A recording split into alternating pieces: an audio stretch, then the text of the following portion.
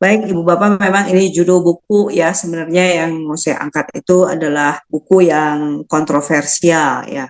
Biasa ini kalau orang marketing biasanya memberikan nama-nama yang sensasional ya. Jadi orang kan tertarik gitu kan ya. Buku ini terbit tahun 2019 dan bestseller di bidang leadership. Penulisnya adalah Kevin Kruse. Mau bacanya apa? Kruse begitu ya. Dia memang punya platform namanya itu Lead gitu kan, Lead X ya. Jadi itu platform khusus untuk orang yang mau belajar mengenai kepemimpinan dan manajemen.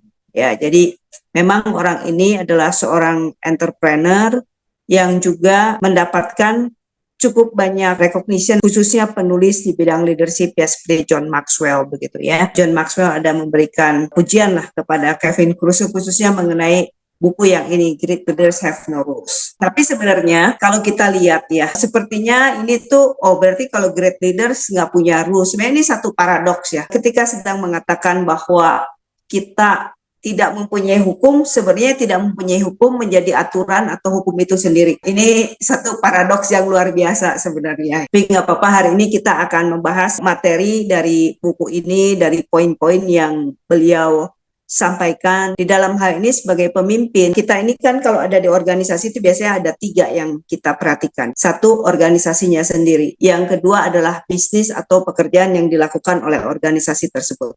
Yang ketiga adalah ukuran keberhasilan dari 2 ini, dari organisasi dan dari bisnis adalah secara keuangan, secara finance. Biasa itu yang menjadi satu tolok ukur di perusahaan. Nah, organisasi sendiri itu kan terdiri juga dari 3 hal ya. Ini sering dibahas sama rekan saya ya, Bro Riko, yaitu ada human-nya, ada orangnya ya. Kemudian yang kedua ada budayanya, dan yang ketiga adalah sistemnya. Oleh sebab itu di dalam satu organisasi biasanya kita membicarakan hal ini. Nah, malam hari ini bagian daripada leadership yang mau dibahas sebenarnya merupakan bagian daripada organisasi yang membicarakan mengenai SDM-nya, jadi mengenai HRD-nya. Oke, ini bukunya ya. Nanti yang mau beli silahkan ya, di Shopee ada, ini harganya nggak terlalu mahal, di bawah 150.000.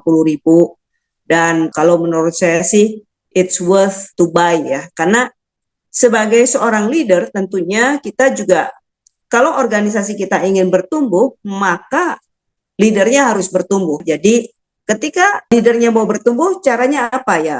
Belajar. Belajar lewat apa ya? Bisa belajar seperti ini, kita sama-sama sharing ya. Kita juga bisa lewat mendengarkan. Sekarang tuh kan banyak tuh yang udah buku udah disamrein gitu ya.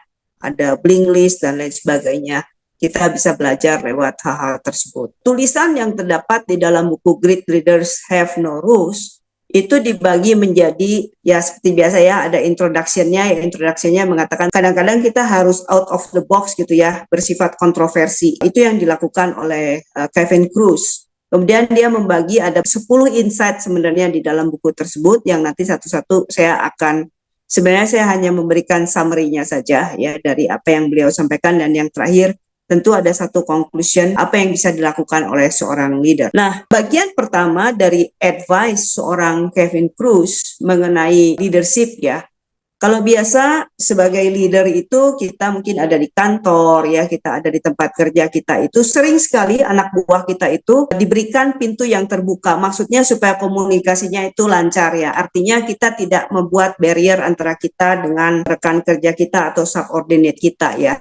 Sehingga kapanpun pintu kantor kita itu diketok ya, kita biasanya akan ya menerima begitu kan. Ya yuk silakan masuk ya, atau mungkin anak buah kita datang, maaf Pak, Bu, bolehkah saya bicara sebentar ya? Atau bolehkah Bu saya minta advice dan seterusnya. Nah, menurut Kevin Kruse ini itu merupakan sesuatu yang jangan dilakukan. Jadi yang harus kita lakukan adalah sebenarnya membiarkan anak buah kita itu untuk mikir. Misalnya kita sudah melakukan satu keputusan di dalam rapat dan mereka itu dilatih untuk mengambil keputusan-keputusan yang harus mereka lakukan secara mandiri dan nggak selalu dependen sama kita gitu. Dengan ngetok-ngetok terus bertanya kepada leadernya, Pak ini mesti bagaimana, Bu ini mesti bagaimana, minta arahan. kalau ini ya mungkin sering sekali ya ini kata kita dengar, ini mohon arahannya mau diapakan gitu kan, padahal mereka harus dilatih ya, dan kita sebagai pemimpin juga harus berani melatih gitu kan, sehingga kita harus close the ini ya open door polisinya. Jadi orang mau ketemu kita tuh betul-betul harus punya jadwal, ada appointment yang mau dibicarakan apa gitu kan, bukan sebentar-sebentar ngetok pintu dan minta arahan. Itu yang dia sarankan yang pertama ya, close your open door policy, jangan terlalu terbuka menerima staff kita setiap saat sehingga mereka bergantung kepada kita untuk minta arahan, biarkan mereka untuk menjadi mandiri, mikir gitu dan mengambil keputusan-keputusan yang bisa menghasilkan sesuatu yang inline dengan keputusan yang sudah kita putuskan di rapat. Yang kedua, kita jangan telepon. Saya rasa ini pembicaraan saya yang keberapa saya lupa, tetapi turn off your smartphone ini di beberapa buku kepemimpinan itu mereka betul-betul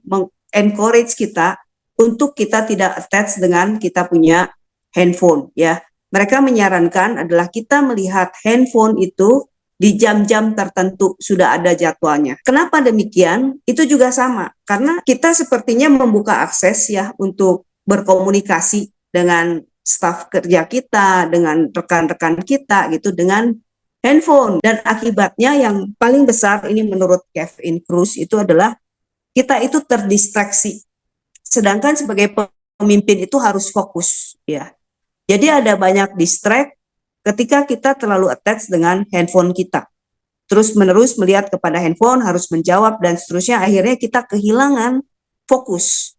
Ya, dan ketika pemimpin itu kehilangan fokus, itu menjadi tidak baik ya. Oleh sebab itu saya rasa nasihat ini benar ya. Ada nasihat orang tua kan yang mengatakan do one thing at a time. Lakukan sesuatu itu di dalam satu waktu itu satu hal ya. Sekarang ini kita ini cenderung kan multi-purpose ya. Sambil meeting, sambil juga jawabin itu handphone ya. Saya juga begitu. Ya kan? Sambil meeting saya melakukan kegiatan yang lain. Tapi sebenarnya itu tidak baik juga untuk otak kita karena itu akan menimbulkan stres yang tidak perlu ya. Jadi ini nasihat dari Kevin Kruse yang saya rasa ini kebenarannya ada. Coba kita mendisiplinkan diri sebagai pemimpin itu untuk lihat handphone itu tidak terus-menerus. Karena itu tadi satu distraksi ya, kedua menimbulkan stres, ketiga kita tidak terlalu fokus, sedangkan itu semua sebagai leaders itu diperlukan.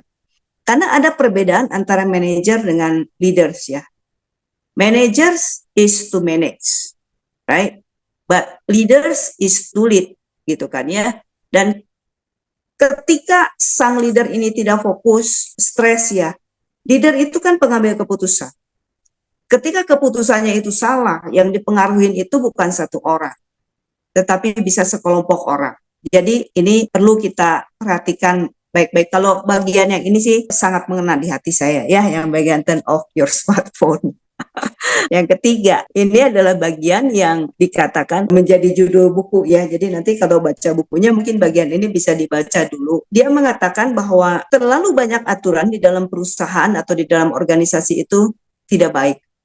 Kenapa? Karena akan menjadi kecenderungan orang untuk berbohong. Karena kan banyak sekali aturan ya, sehingga harus begini, harus begitu. Selain itu, orang juga tidak diberikan satu keleluasaan di dalam pengambilan keputusan karena selalu ada aturannya dan di binding gitu dengan aturan. Jadi yang baiknya menurut dia aturan itu tidak terlalu mendetail ya, karena itu akan sangat mengikat, menjadi susah bergerak gitu kan ya.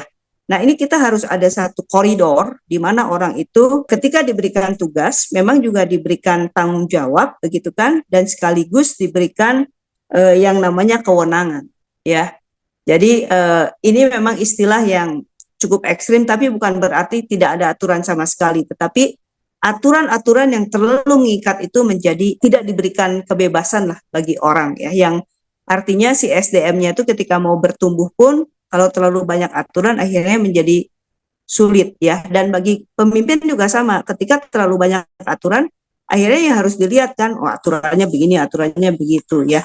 Movement untuk flexibility-nya menjadi tidak ada. Ini saya ada sedikit pengalaman ya. Mungkin tidak terlalu relevan, tetapi saya bisa mengambil analogi lah ya. Di Singapura tentu kita tahu ya bahwa ada banyak sekali peraturan gitu kan, sampai mereka kan menyebut negara mereka itu is a fine city. Fine city itu adalah kota yang penuh dengan hukuman, karena kalau lakukan ini tidak sesuai dengan aturan susah gitu, apa ya, mesti ada hukumannya dan seterusnya gitu kan, ini ada konsekuensinya begini dan seterusnya. Sebab itu kalau kita ke Singapura pasti kita merasakan bahwa itu sangat rigid, betul ya, karena di Indonesia ya lebih longgar lah ya.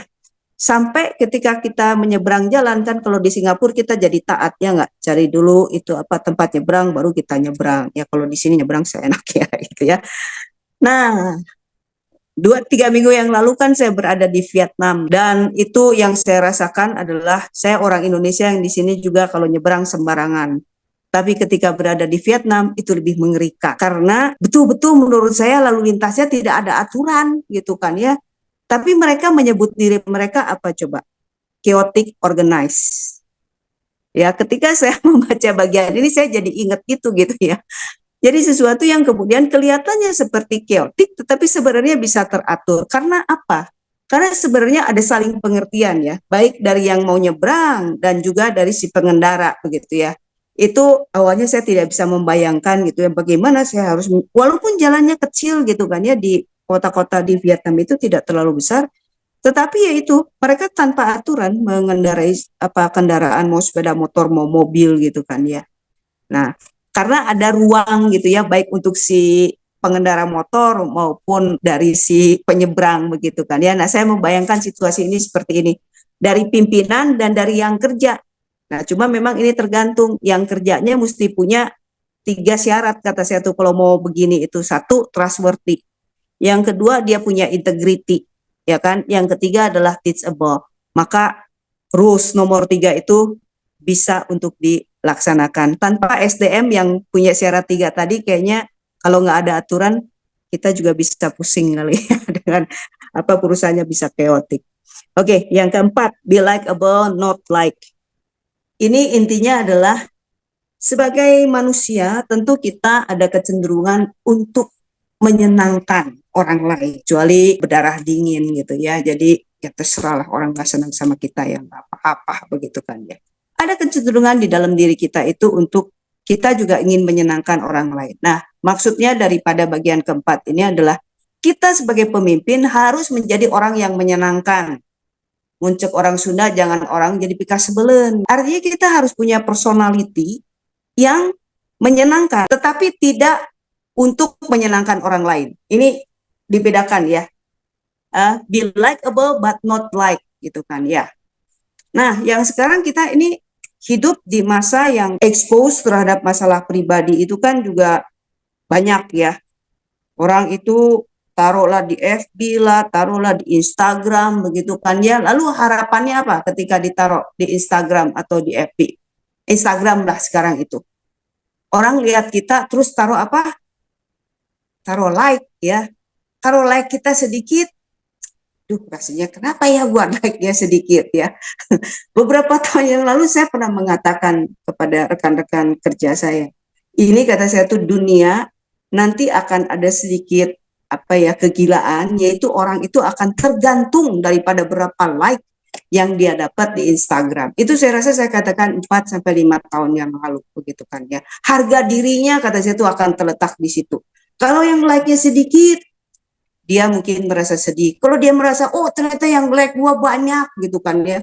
Padahal itu foto-foto sandiwara semua, pun nggak apa-apa, pokoknya yang like-nya banyak. Tapi untuk menyenangkan orang ya, kita ini punya kecenderungan. Tapi yang lebih penting adalah sebagai pemimpin ya, kita tidak hendak menjadi orang yang mesti menyenangkan bawahan kita lah atau siapa kita, nggak usah.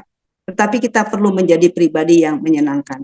Saya mengingat perkataan founder daripada Singapura. Dia bilang di dalam speech ya, it's not important for people to like me. Dia bilang tidak menjadi penting bagi orang untuk senang kepada saya.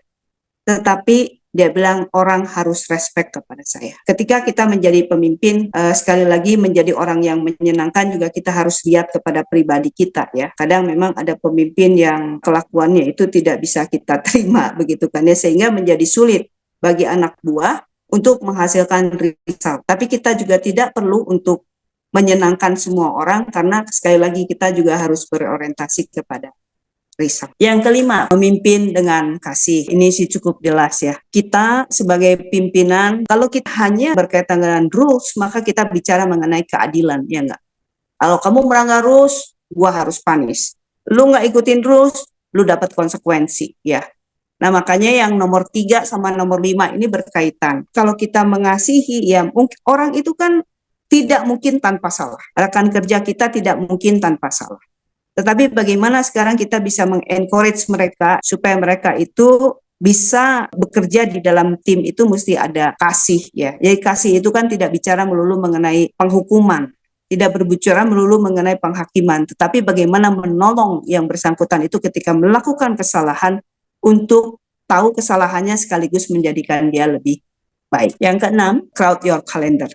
Nah, ini begini, saya dulu setiap hari membuat to-do list yang harus dilakukan. 1, 2, 3, 4, 5, dan itu juga yang saya advise kepada rekan-rekan kerja saya. Saya bilang, what is your to-do things today, gitu kan ya. 1, 2, 3, kadang-kadang bisa 10, bisa 15, bisa 20, gitu kan. Dibuat to-do listnya. Nah, to-do list penting nggak? Penting. Tetapi sebagai pimpinan, karena kita itu harus punya helikopter view, ya, kita jangan terlalu lihat kepada hal-hal yang terlalu mikro. Tapi kita harus punya satu durasi waktu. Oke, dari tanggal 1 misalnya sampai tanggal 3, ini loh yang harus kita bisa capai. Tanggal 3 sampai tanggal 7, ini loh yang harus kita capai. Ada satu window ya dari pekerjaan-pekerjaan yang harus dilakukan. Sehingga nggak sampai di kalender kita itu begitu detailing penuh gitu kan ya.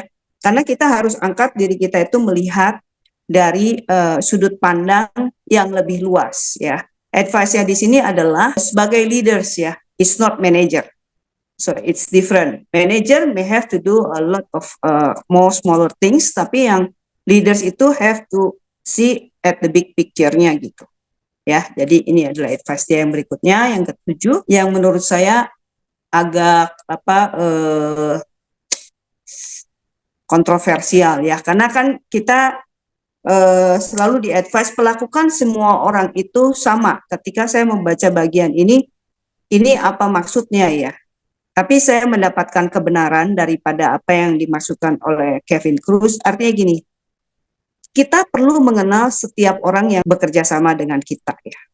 Dan setiap orang itu perlu diperlakukan secara berbeda. Ya, di dalam hal ini saya mungkin di sini ada beberapa rekan kerja saya ya. Semua memiliki kepribadian yang lain. Kalau saya memperlakukan Ibu Susan sama dengan saya memperlakukan siapa Dokter Hari Elias misalnya ya, kayaknya it won't work begitu. It won't work. Kalau ini saya aplikasikan. Sebab itu kadang-kadang orang melihat saya, kayaknya si Memte ngebelain si ini katanya begitu ya. Atau dia lebih favorit yang ini, yang mungkin orang akan melihatnya begitu. Tetapi sebenarnya tidak. Saya memperlakukan setiap orang yang bekerja dengan saya itu berbeda begitu. Kenapa? Karena kalau diperlakukan sama, mereka mempunyai kebutuhan yang berbeda. Ketika kita cuma menyapa ratain mereka, ya mereka nggak akan berelasi dengan kitanya juga kurang pas begitu kan ya. Sehingga apa yang kita harapkan dari satu orang tersebut itu bisa tidak terlalu berhasil. Ada orang yang kalau dimintain pekerja itu mungkin tidak usah dengan kata-kata yang cukup panjang ya. Cukup memberikan kepada dia gambaran yang cukup luas. Ini yang saya inginkan. Makin dia didetailin, orangnya frustasi. Emang lu anggap gua goblok apa gitu kan ya. Itu ada gitu kan ya.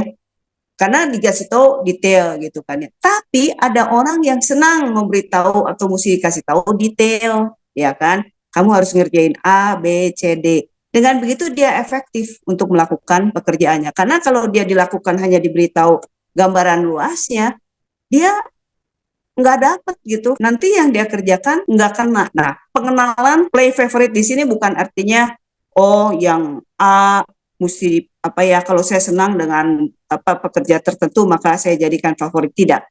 Tetapi bagaimana kita mengenal setiap orang yang bekerja bersama-sama dengan kita ini jadi penting, beserta kekuatan dan kelemahan tentunya. Yang berikutnya adalah review everything. Nah, ini agak kontroversi kalau menurut saya. Kevin Kruse bilang kita harus terbuka semuanya kepada seluruh rekan kerja kita. sampai secara keuangan. Nah, kalau di perusahaan di Indonesia saya rasa nggak bisa diterapkan ya. Menurut dia ini adalah transparansi.